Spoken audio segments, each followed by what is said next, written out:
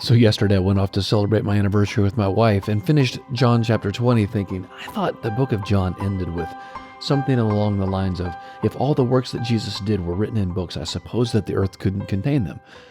Weird. My memory must be failing me. And went on and enjoyed the day with my bride. Imagine my surprise this morning when I opened up my Bible and saw that indeed I had left off a chapter from John. We need that. So when you're done with this chapter, please jump straight into the next day's reading, which will be up momentarily. And we'll begin the book of Acts. Okay, here we go.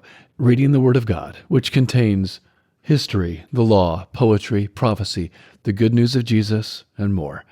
In about 5 minutes today, we'll conclude the book of John. Let's read. John, chapter 21. After these things, Jesus revealed himself again to the disciples at the Sea of Tiberias. He revealed himself this way. Simon Peter, Thomas called Didymus, Nathanael of Cana in Galilee, and the sons of Zebedee, and 2 others of his disciples were together. Simon Peter said to them, I'm going fishing. They told him, We are also coming with you. They immediately went out and entered into the boat. That night they caught nothing. But when day had already come, Jesus stood on the beach, yet the disciples didn't know that it was Jesus. Jesus therefore said to them, Children, have you anything to eat? They answered him, No. He said to them, Cast the net on the right side of the boat, and you will find some. They cast it therefore, and now they weren't able to draw it in for the multitude of fish. That disciple therefore whom Jesus loved said to Peter, It's the Lord. So when Simon Peter heard that it was the Lord, he wrapped his coat around himself, for he was naked, and threw himself into the sea. But the other disciples came in the little boat, for they were not far from the land, but about 200 cubits away, dragging the net full of fish.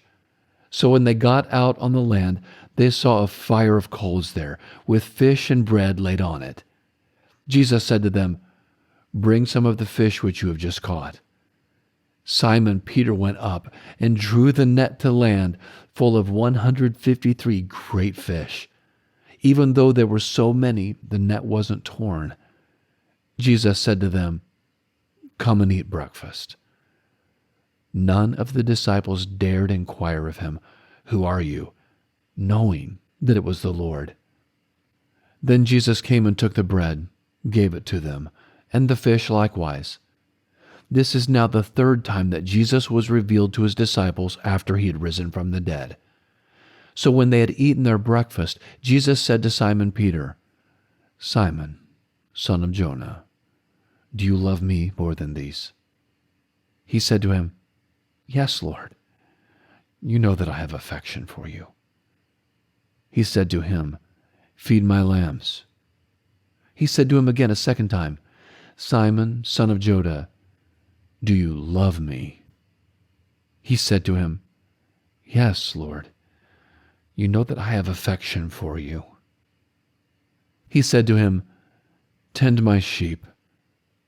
He said to him the 3rd time, Simon, son of Jonah, do you have affection for me?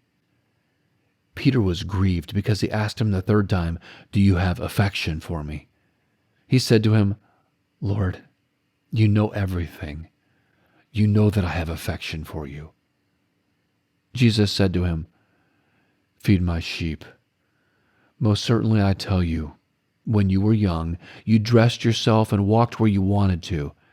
But when you are old, you will stretch out your hands, and another will dress you and carry you where you don't want to go.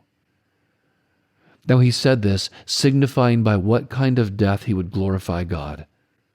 When he had said this, he said to him, Follow me. Then Peter, turning around, saw a disciple following. This was the disciple whom Jesus loved, the one who had also leaned on Jesus' chest at the supper and asked, Lord, who is going to betray you? Peter, seeing him, said to Jesus, Lord, what about this man? Jesus said to him, If I desire that he stay until I come, what is that to you?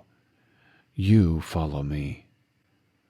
This saying therefore went out among the brothers that this disciple wouldn't die.